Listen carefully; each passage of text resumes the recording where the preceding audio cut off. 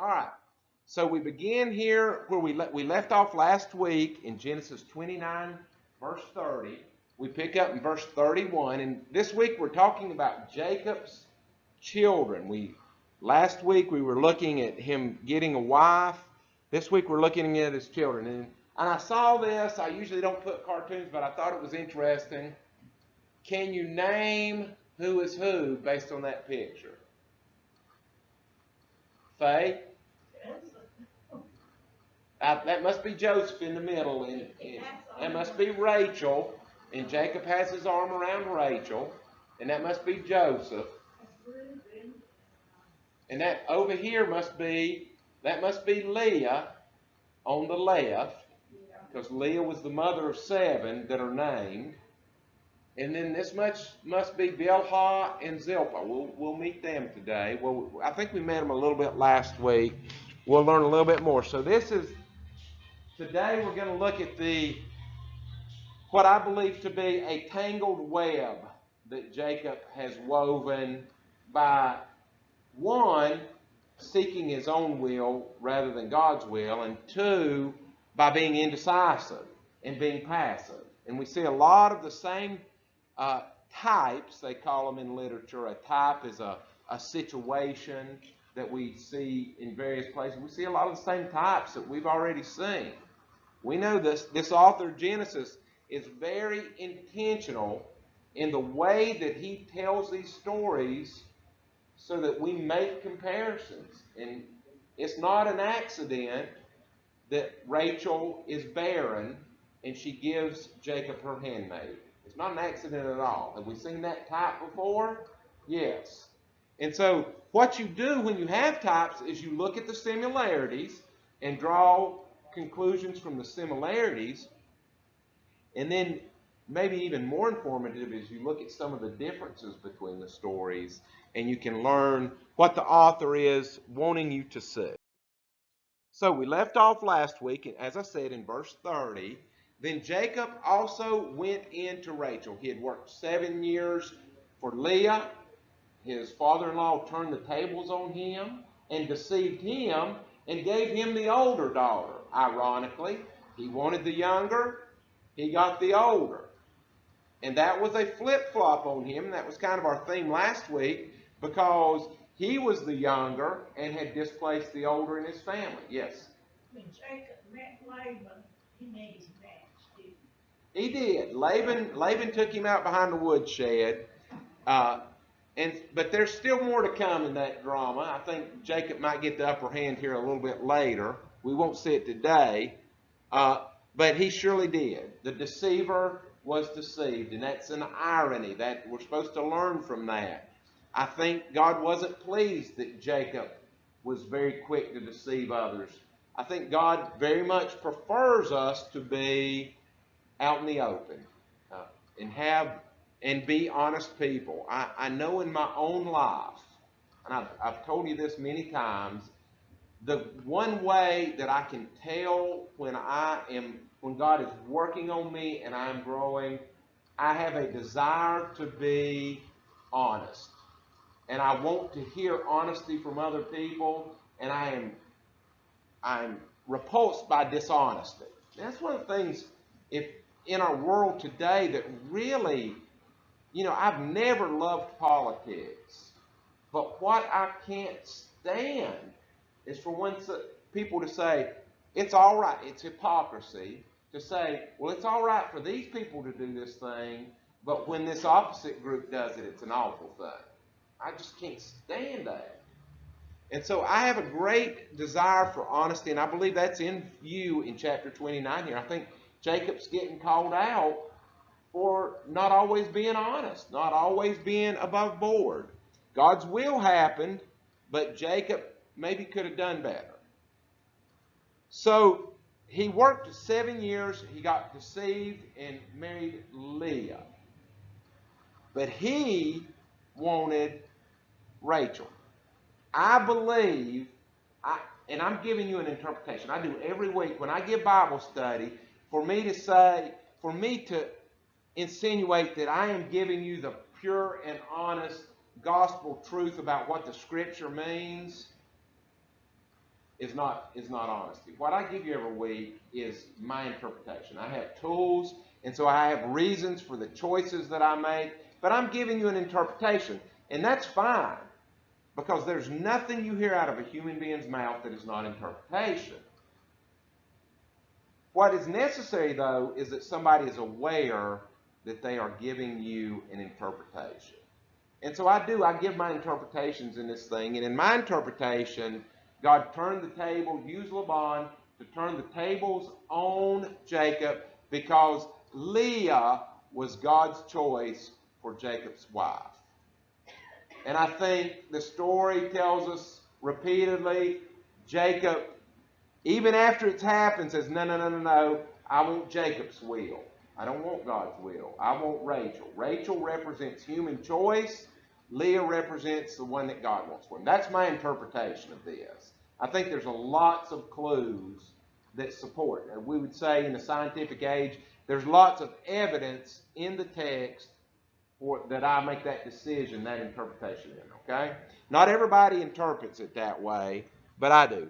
He served Laban still another 7 years for Rachel. 7 is a symbolic number. It is the number for completion. That means a long time until his obligation to Laban was complete. Now, he worked 7 years for Leah. I think that's a clue that he had worked all he should and that Leah was the chosen wife. When you do 7 and then you do more, there's something else going on. In the case of King David, go back to King David when Samuel goes to pick a king, goes to the sons of Jesse. Jesse brings out his first 7 sons. And so that number 7 symbolically means that's it. That's all the good kingly sons that I have. Did God pick from the 7? No, who did he pick, Faye? He picked number 8. And number 8 is symbolic of God chooses who he will, not who looks right to man. And that is a theme of the whole Bible. God does what he wants to. And so I believe that number is significant. I think 7 was the completion of his obligation. Leah was the wife he got. But he wanted to work more. So let me give you a couple points. Polygamy, multiple wives, is the custom of the land at that time. That is the world they lived in. Is this story telling us that it is okay for me to have multiple wives? I think this story is the opposite of that. I believe this story, this Jacob narrative, not just this story, but the whole Jacob thing, condemns polygamy. I think all the problems, I believe if Jacob had stayed with Leah, she gives him the sons, she gives him the promised seed, everything is okay. Why does Jacob have problems? Because he wanted Rachel. And I believe his life is a train wreck because he inserted his own will in this situation. Polygamy is its own punishment, this story tells us. And that's an ancient way of telling a story. Faye? It always causes a dysfunctional family. This is the most dysfunctional family in the Bible, and this story is a condemnation of polygamy, not a vote for it. We are to follow the patriarchs when they believe God and are faithful. And we are to, when they do not, we are to be warned that even the patriarchs are wrong. Don't follow them when they don't follow God. Abraham. We are to be like Abraham. We are to make a goal to have faith like Abraham, except when Abraham isn't having faith. When he's trying to fix things himself, then we're to be warned, don't you do that. Don't you be like Abraham when he's not trusting God. Genesis, the first part of this chapter, Jacob receives retribution. He gets tricked. That is intentional on the author's part. As I said, Leah is the wife that he is supposed to have. This is God's intention for him to be married to Leah. Rachel, Bilhah, and Zilpah are not rewards to Jacob, they are punishment. And it shows repeatedly, Jacob is the most mixed character in the Bible, I think. There may be others that are close, but he is so hard to get a good grip on, because if you listen to the words of Jacob's mouth, he says the right thing a lot, and then he turns around and is deceitful and self-serving. And so he's a very hard character to unpack. I think that's on purpose. I think Abraham is really good. Most of us cannot have faith like Abraham. We just won't have that much faith. Isaac is okay. There's a lot of clues that he's a little bit less than Abraham. You get down to Jacob. Jacob's life is a train wreck. He's very self-serving. Then he says faithful things. I think Jacob is the one that we're like. I think of the three, most of us are the most like Jacob, unfortunately. And thus Jacob is a warning. If you do like Jacob and serve yourself, your life is going to be a mess. Verse 30 here reinforces Jacob's willfulness. He went in to Rachel. He loved Rachel more than Leah. Lots of problems. It's bad to have more than one wife, and it's bad if you do to favor one over the other. He served Laban still another 7 years. Now we go in verse 31 to the children of Jacob.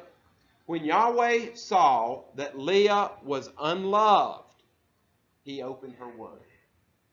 God looked down into Leah's misery and opened her womb, but Rachel was barren. That phrase right there, if you need any more evidence, you probably should not need any more evidence than that one little phrase right there, that Leah is the intended wife. Later, he will open Rachel's womb, but that is because of some finagling and some dealing. And we're going to see later, unlike Rebekah, who all the clues, Rebekah seeks God's will, Rebekah listens to God, Rebekah works to bring about God's will. There's nothing heroic said about Leah. Leah is not a hero. Leah is the choice, but she's not a hero. Rachel is conniving, and she's a negative character, I believe, in the story. But God favored Leah, is basically what that phrase says. God chose Leah to be the wife. So Leah conceived and bore a son, and she called his name Reuben, for she said, Yahweh has surely looked upon my affliction. Now, therefore, my husband will love me. I mean, it's kind of a pitiful thing. My husband is not loving me, and I just want to please him. The word Reuben is Ra, Re, U, Ben. That Re is, Ra'ah is to see, and God saw that it was good, so that is to see or to look, to behold. The Ben, you should know that Ben in Hebrew is son. Benjamin, is son of my right hand. Anything with Ben, any name with Ben is son of something. So this is Ra-Ben, Ra-U-Ben, and that means behold a son. Look, a son. If one son was a sign of God's approval, then what does this next verse tell us? Then she conceived again and bore another son. So if you were not sure if God approved of Leah, now she has another son. And she said, because God has heard that I am unloved, that I'm unfavored, and God loves me, even if my husband does not. I mean, that's the implication of this verse. God, I said it Sunday in my sermon, one reason that we Christians need to read the Old Testament is God is a God of love. Rachel was unloved. Rachel was forgotten. Rachel did not feel special. She was special to God. God loved her. God heard her in her misery. He has therefore given me this son also, and she called his name, in English, Simeon. The word is Shema'on. Have you ever heard the word Shema? Deuteronomy 6:5 is called the Shema. Shema is a Hebrew verb. It's a very important verb. It means to hear / to obey. And I've always loved that word because in that word, it's not enough for you to hear what I say. You have to obey. I hear what God says. You have to obey what God says. Everybody hears God. Everybody's aware of God. It's only those that obey, though, that hear with the heart, that really hear, deeply hear God. And so, God has heard me. Shema'on. God has heard me is the name of the second son. So, if that first son was a sign that God picked Leah, this is doubling it, isn't it? What do you think happens next? Okay, we got it, Lord. 2 sons. Leah is the chosen wife. Verse 34 says, she conceived again, a third time, and bore a son and said, now this time my husband will become attached to me because I have bore him 3 sons. In the Old Testament, 3 is the bold type, the exclamation point, the emphasis. Something happens 3 times or it's repeated 3 times. That's for emphasis. So she had a third son. Now God, my husband, will be attached to me. Therefore she called his name Levi, which means to be joined or attached. That also has significance later when the Levites become the priests. They are the ones that are joined or attached to service of God. It is a sign of service, a name of service. The attached ones, the servant. So God is sending a message loud and clear by giving her 3 sons. He is showing his favor. Jacob, however, ironically, is refusing to Shema. We see in this next verse, he is refusing to hear Yahweh. You think he goes, oh gosh, Leah gave me 3 sons. She should be my wife. God has favored her. She is the wife. She is to be the seed bearer, the bearer of the promise of God for all people. The hope of the world comes through Leah. Do you think he says that, John? No, I don't think so either. 3 is for emphasis. 4, because God is God. Again, that whole thing. 3 is the number of emphasis. So what comes next? Well, we would expect, if we follow tradition, then Reuben needs to be the seed bearer, right? Passed from Jacob to his oldest son, Reuben. No. If not him, then what about Simeon and Levi? Now that's God's favor, but that's not where the promise comes. God passes the seed through the 4th son. We don't know why. It is because God is God and God chooses who God will choose. And I don't know, I can't really explain why it was Judah. But God picked Judah. So verse 35, Leah conceived for a 4th time and bore a son and said, now I will praise Yahweh. Therefore she called his name Yehudi, Judah, which is praise, object of praise, a thing that you praise, praiseworthy thing, something like that. And then, for now, we should put in parentheses, for now, Leah stopped bearing children. So this object of praise was the child that came after the three. The emphatic, Leah is the woman, then she had another. Symbolically and literally. Was Leah God's choice? Yes. Child number 4 is the seed. Is the seed bearer. The promise of the Bible is coming down this highway. Jacob says, I think I'll take a drive on another highway. If you go back and look at the blessings that Jacob blessed his sons before they died, you'll see. Yes, Genesis 49. Yeah. What did you say? I interrupted. You'll see that God did them. Yes. Yes. The kingly blessing goes through Judah.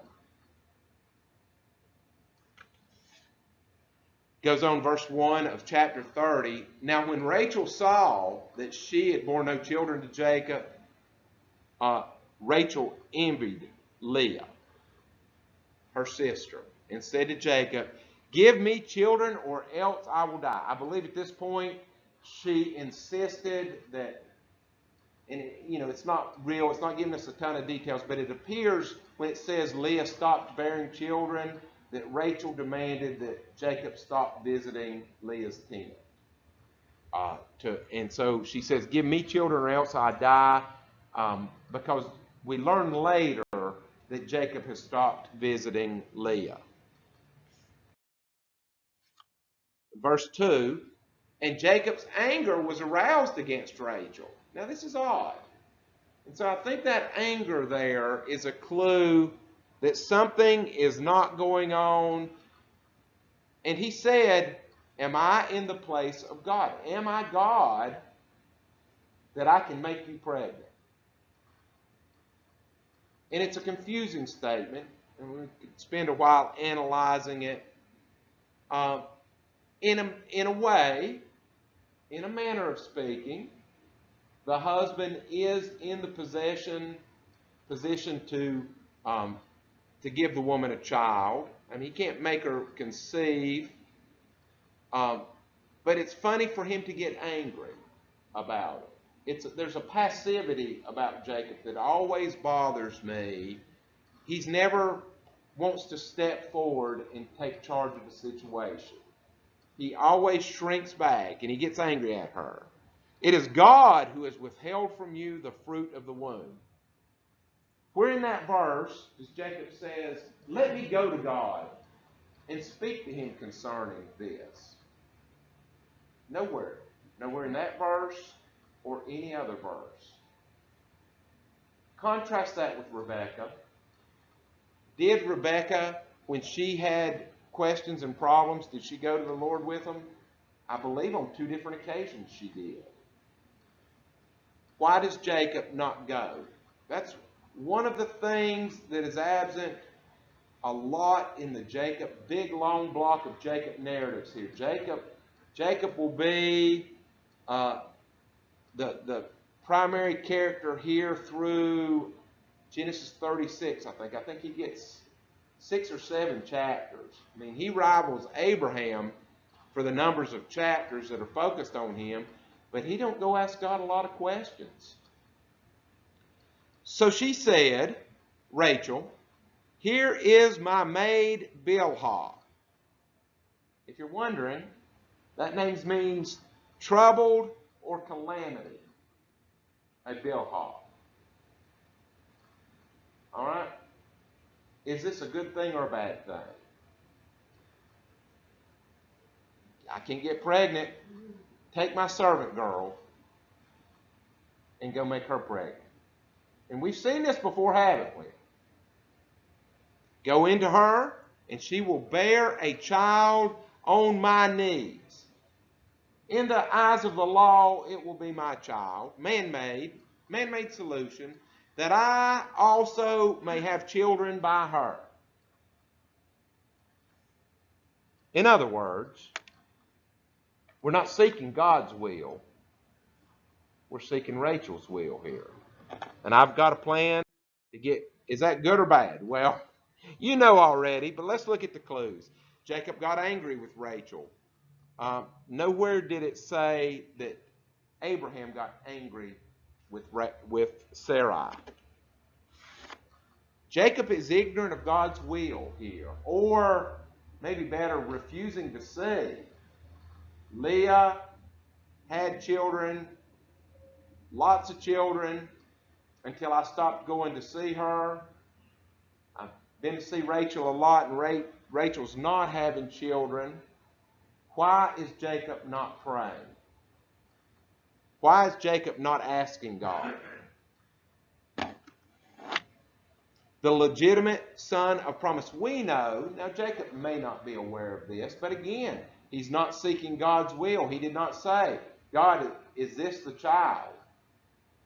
But the legitimate son of promise has already been born. That child, we've already been through the child by the handmaiden. And I tell you, there's conflict in the world today because of Abraham's decision to follow Sarah's choice to give him the handmaid. She had a son. Actually, the firstborn son came by the handmaid in that case. But in this case, there's no chance of him being the firstborn son. He's way down the line.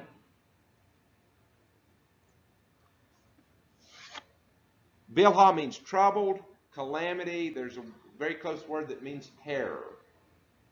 And so the author is letting us know that this is a bad mistake. In verse 4, then she gave him Bilhah, her maid, as wife, and Jacob went into her. Bilhah conceived and bore Jacob a son. Then Rachel said, God has judged my case, and he has also heard my voice and given me a son. Therefore she called his name Dan, which means judge or judgment. God has given me a judgment. She says, I don't know that the text says that. I don't know that that is the implication of the scripture. And Rachel's maid Bilhah conceived again and bore Jacob a second son. Then Rachel said, with my great wrestlings I have wrestled with my sister, and indeed I have prevailed. So she called his name Naphtali, which means wrestling.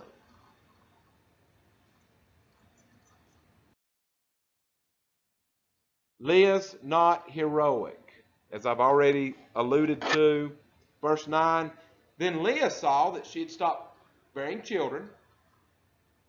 So she took Zilpah, which means a trickling, like liquid trickling.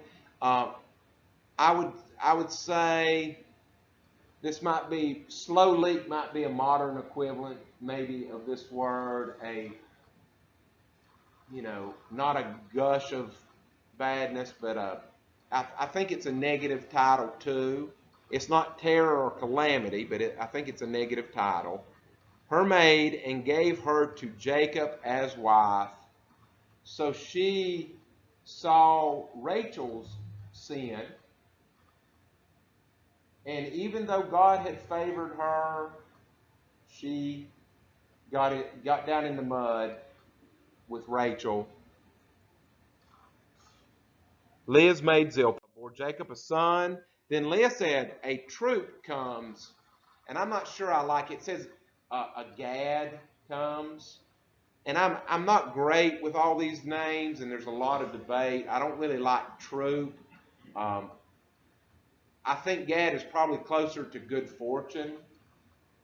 I think she says good fortune comes, but it doesn't really matter that much. So she called his name Gad, and Leah's maid Zilpah bore Jacob a second son. Notice they balance the two handmaids, which I think are both sinful choices for everybody. And that's what we see a lot in the Jacob stories. Most of the Jacob narratives, there are no good guys. The Isaac, Rebecca, and Jacob and Esau thing, there was a hero in that. I interpret Rebecca to be a hero. But when we get down to Jacob, a lot of the stories, there's no nobody takes the high road. Nobody is doing good. Then Leah said, I am happy, for the daughters will call me blessed. So she called his name Asher, which Asher means wealth, happiness, Asher. Verse 14, now Reuben went in the days of wheat harvest and found mandrakes in the field. You know what? I think I'm going to stop right there before verse 14 and just stop at the handmaids before we get into this mandrake thing. Again,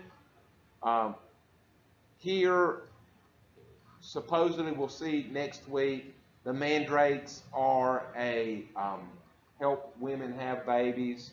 And that's not true. It must have been a custom of the day. But again, and then Rachel finds out that Leah has them and bargains for them. And again, Leah is doesn't take the high road, and she bargains to get to go and sleep with Jacob in order to give these mandrakes. And it is a complicated and a nasty story. You know, they say if you wrestle with a pig, you both get dirty, but the pig enjoys it. That's kind of what everybody's wrestling with pigs here in this story. And I think that is an intentional thing. We saw when we looked in the book of Judges, the crazier those stories got, the more the author was trying to warn us not to put our faith in human leaders, because they will do crazy and awful things, but to put our faith in God. And I think here, the message of the last half of chapter 29 is that God had shown Jacob by the deception that Leah was to be the favored wife and then having the sons, but Jacob wasn't satisfied. And so if the train has not wrecked yet for this family, it's up on one side of the wheels. It's leaning bad. It's listing bad, the train, and it's about to wreck. Because rather than focusing on God and seeking God and making choices, these characters are trying to fix everything themselves. So let's stop there. Are there any questions or comments before we close?